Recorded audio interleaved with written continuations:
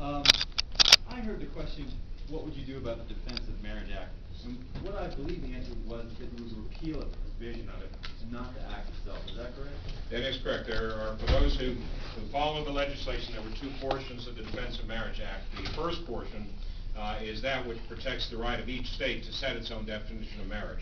The second part, which has become the tail wagging the dog, and which has in fact been abused by the government to deny rights rather than, as the first part of it is, to ensure rights, is the part that I believe and have heard from a lot of folks that appreciate commitment to work to repeal that. Congressman? Yeah. If, say you're elected as president, or elected as a nominee, I should say, what makes you think the Democrats and Republicans are going to let you play? They're going to close off that field to you for debates or whatever, or do you think they'll invite you into a debate during this campaign? I'm not interested in whether they let me play. I'm going to fight. This is a battle. It's a battle for the future of this country. It's a battle for the future of liberty and freedom, not just in this country, but insofar as we continue to be as we should. The shining city on the hill is an example of the world. It's really a battle for freedom and liberty around the world.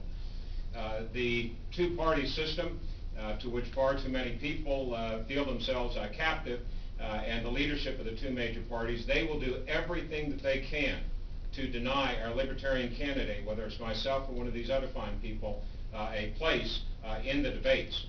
What I intend to do is not to give them that opportunity. What I intend to do through our campaign, we have a campaign plan already mapped out to ensure that we do meet the requirements that they will set out, arbitrary as they are, for 15% polling the weekend before the first debate, to make sure that they cannot deny us a seat at the table in the debates. That is absolutely critical, and I intend to make sure that that happens, and we're very confident that we will reach and surpass that threshold.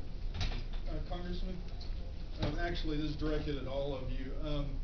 Would all of you be willing to pardon all nonviolent drug offenders? I know some of you answered the question, but for those of you who haven't. I'd like to take that. One of the benefits of me being elected president is I'll be able to pardon all my friends that helped me pass Prop 215. Can you do that at the microphone, please? Thank you. I have a number of friends who are lawmakers, not lawbreakers. They worked with me to pass Proposition 215, California's medical marijuana law. They've all been prosecuted. As president, I have an opportunity to pardon my friends and reward them for what they've done instead of punishing them.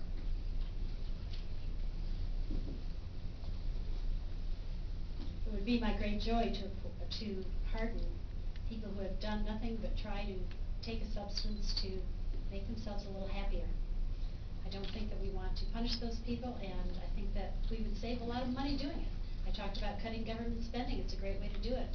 50% of people in jail are nonviolent drug offenders. It would be a good way to start. Would any other candidates like to take?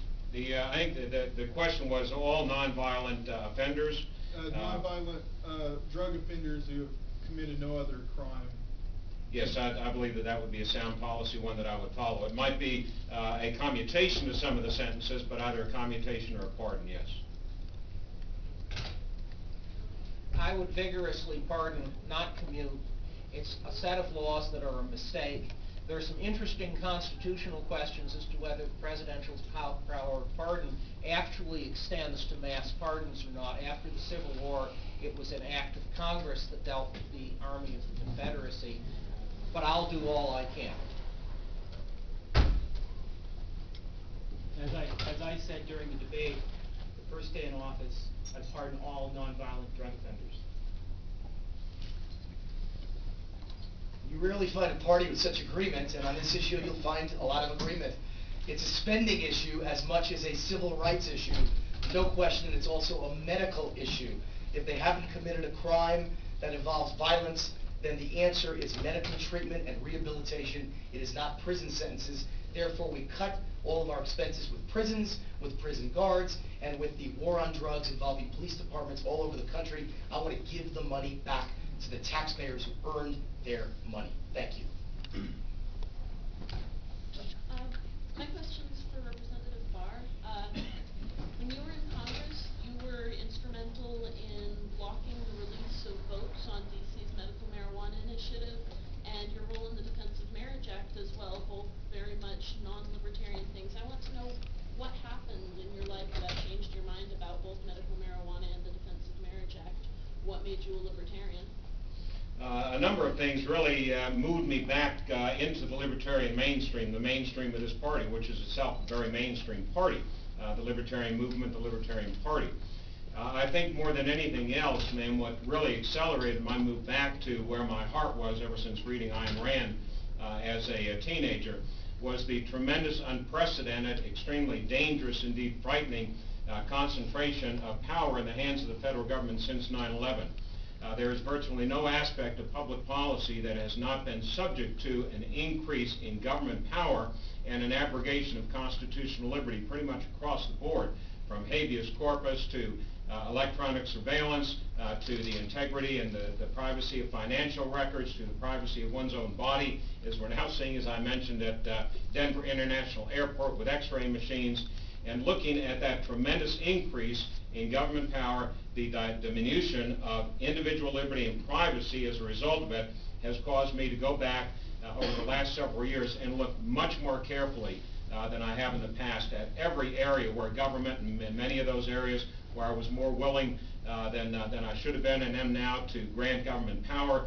And the two that you mentioned are two that I would go back in light of the tremendous growth in government power and the dilution of individual liberty, and start rolling back that tide. And the Patriot Act as well?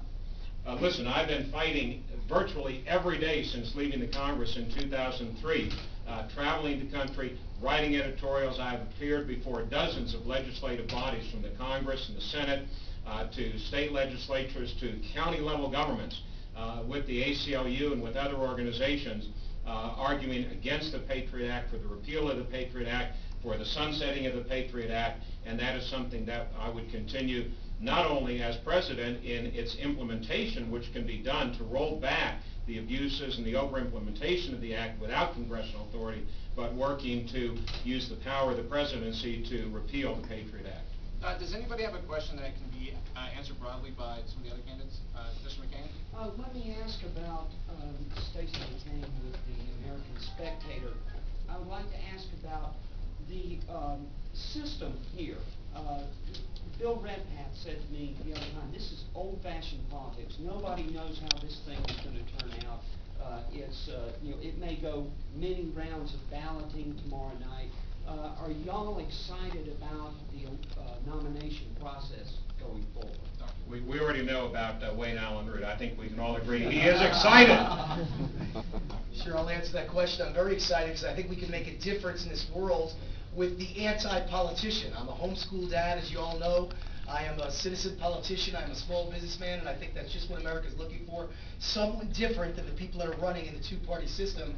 And I think I can also point to an incredible contrast with my college classmate Barack Obama. Where do you ever find two guys running for President of the United States who graduated the same college class? One of them, Barack Obama, is a lawyer. Talk about the anti-politician. That's the perfect politician. He's a guy that sues people who creates jobs. He's never created a job himself. He's never risked his own money. He's never in his life paid anyone's health insurance. He's never made a payroll in his life. I've spent my entire life creating jobs, risking my own money, creating businesses, and creating the American dream for my employees. And speaking of health insurance, I'm the solution. I've paid their health insurance. Most politicians have never in their lives paid it for someone else. I think that kind of contrast between small business and big government will make all the difference this year with a citizen politician as the presidential nominee of America's third party, the Libertarian Party. Thank you.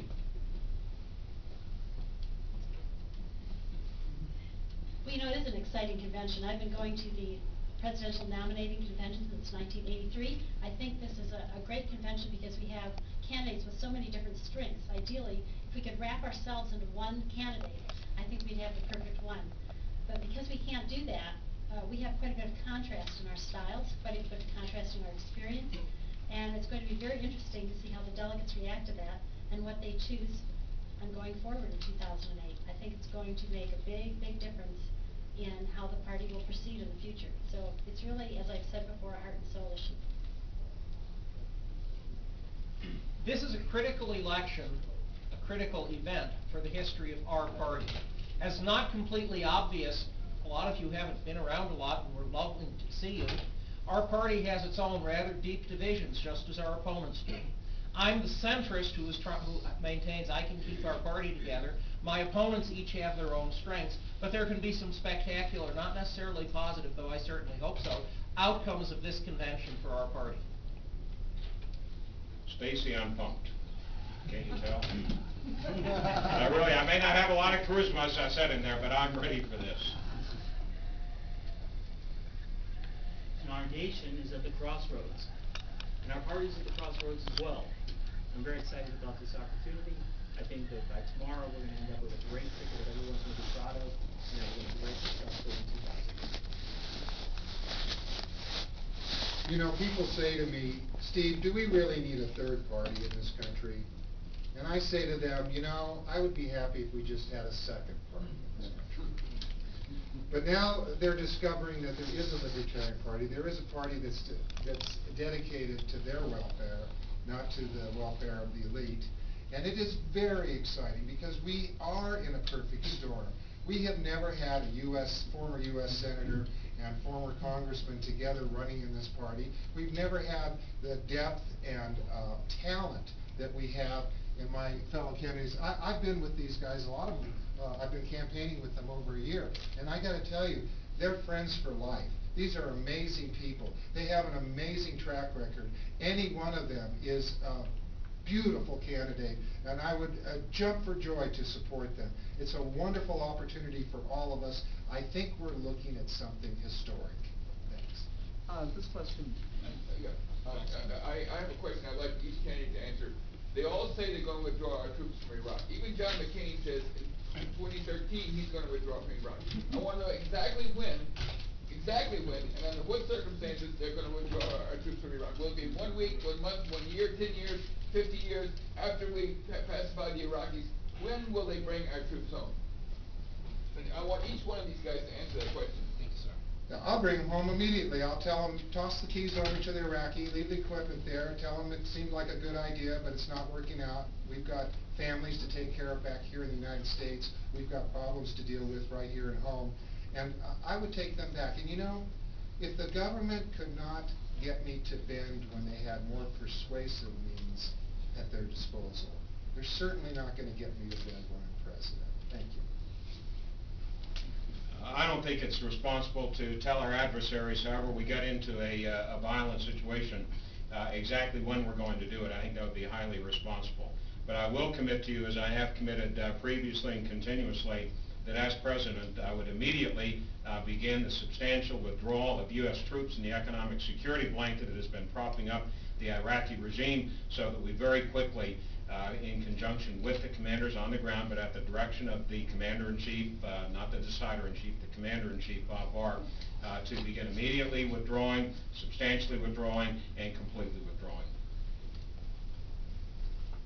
We went there for certain reasons. I think we've accomplished our reasons. We've created democracy. We've stopped, to a large extent, the sectarian violence. And I believe we've seen the end of Saddam Hussein. So I think it's very easy to declare victory and leave. I don't think it's responsible to say leave tomorrow and leave the weapons behind, the ammo behind, $2 billion behind. I think the correct answer is Republicans want to stay long-term, perhaps forever. As John McCain would say, Democrats and liberals in this country want to leave yesterday. The responsible answer is to leave in a responsible period of time, but to begin the withdrawal today. In reality, to get the equipment out, to get the men and women out, I believe the right answer is somewhere around 12 to 18, perhaps 24 months is the right responsible answer, and make sure that what we've created there, the Iraqi government, can stand on its own. That's the responsible, reasonable, common sense answer. But declare victory and start the process right now. No more hesitation. Thank you. I don't know if I'd be willing to declare the third victory in Iraq party, but unlike the Democrats, Republicans, I'm not for sale. I'm not collecting any money from lobbyists. I don't owe anything to anybody. I pull out the troops in a safe, responsible way as fast as possible. Let the foreign countries know that we want to talk to them. Rather than treating everyone as enemies, let's sit down, talk about how we can be a better neighbor, how we can be the America that the world once was proud of, that we kind of blew in the last 8 years. All that recognition that we had in the international community has been wiped away, but we can bring that back if we really want. I I would bring the troops home as soon as I could do it safely. Their safety would be my primary concern. And I would turn to my military advisors to let me know what the best safe evacuation plan was. However, if they tried to slow the process down, I would be making sure that I had multiple advisors, because I certainly would not want them to give me bad advice.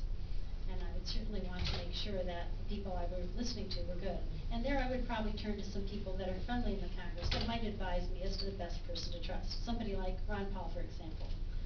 And I would make sure that the safety of our young men and women who have been willing to lay down their lives for us would be my primary concern.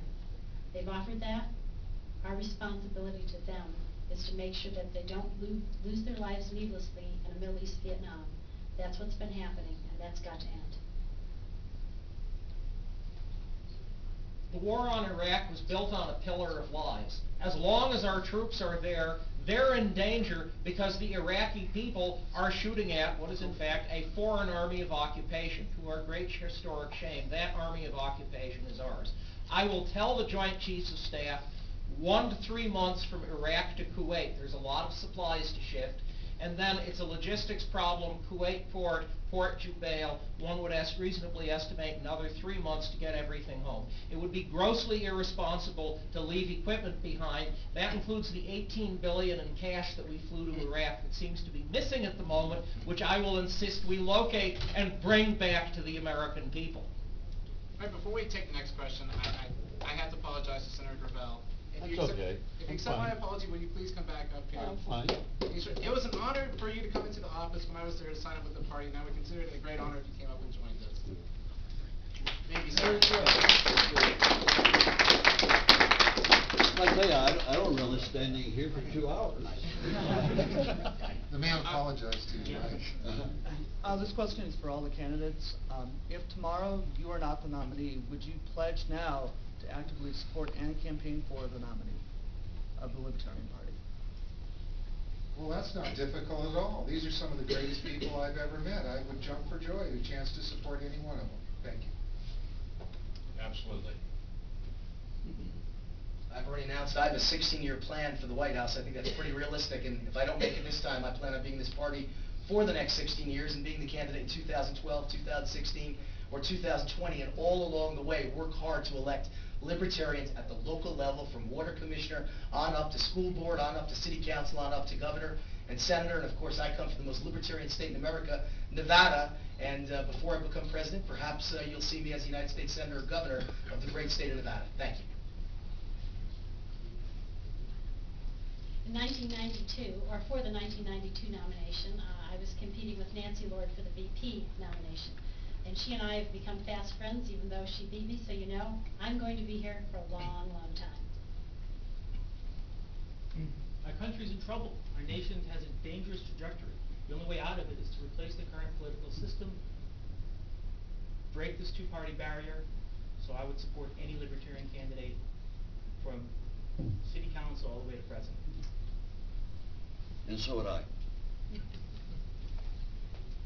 I was my party's executive director in my state in '96. I worked vigorously to support candidates. I'm going to be around working to support the libertarian political movement in the future. I'd like to take 2 more questions. I'd ask if you would ask something that hasn't already been brought up in the debate so we can cover a little bit more issues. Back there.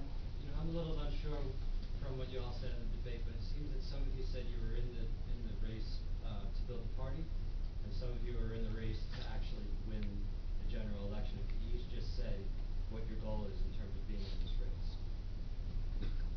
3-part goal. One is to win. Secondly is to raise the level of debate, not just for this election cycle, but for future election cycles as well. And thirdly, and these are not in order of priority except for the first one, thirdly, to build the party and thereby send a very, very clear and continuing signal to the American people that no longer will they need to feel themselves captive to the two-party system, but they will indeed, this cycle and future cycles, have a real choice. Well, I think it's a legitimate party, and it's a legitimate question. I believe in the last election, we elected about 24 or 25% of every libertarian in the country that ran at the local level in each race they actually ran. We didn't have a candidate every single race. but we won about 24% all over the country of Libertarian candidates. I'm here to win the presidency.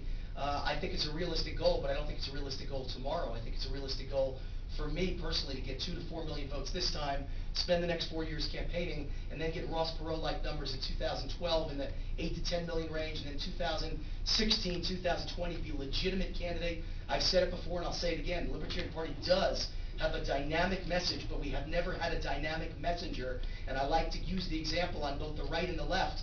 Barry Goldwater had a fantastic message, but lost in a landslide. All of a sudden, Ronald Reagan came along 16 years later with the same message and won in 2 landslides. George McGovern lost in a landslide on the liberal side, and here we are 30 years later with the same message, a socialist big government message with Barack Obama. And guess what? He's the most popular politician in the country. The message is the same. It lost in a landslide. The messenger is different in the way he phrases the words. Barack Obama is one of the most popular politicians ever and just upset Hillary Clinton. The difference is the messenger, and I think I can make that difference. Thank you. I happen to own Angel Vision, one of the most successful media companies in the United States. We have a realistic plan to achieve 10 to 20% of the popular vote and win the delegates from the state of Oregon. Most people want to vote for independent candidates. 80% of the population believes the country's in the wrong direction. 75% doesn't believe in the two-party system anymore. We need viable, intelligent candidates in Congress and the presidency. We believe we can get 10 to 15% and open up the doors for legitimate candidates, libertarian candidates, and all positions of government.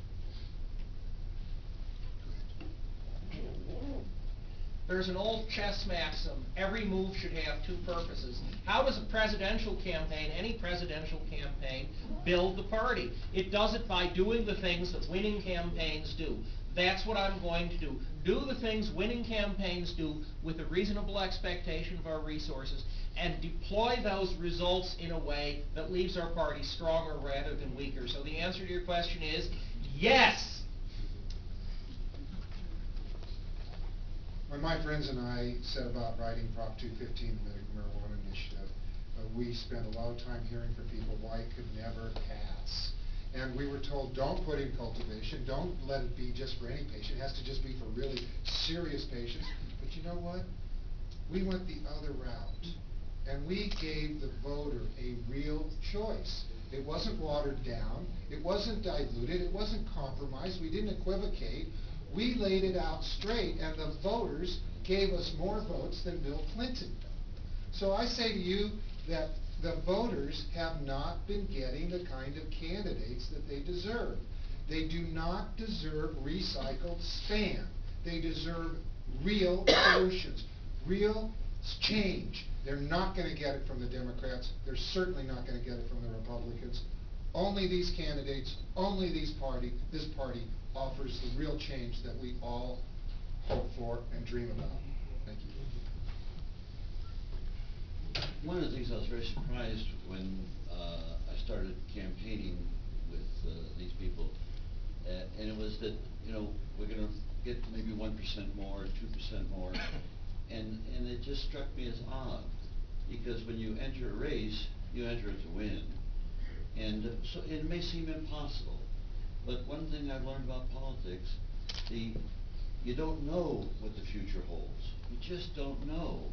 But you do know if you have a goal that's up here, you may win it. But if you start with a goal down here, you know you'll never win that goal. And that was the approach that I took.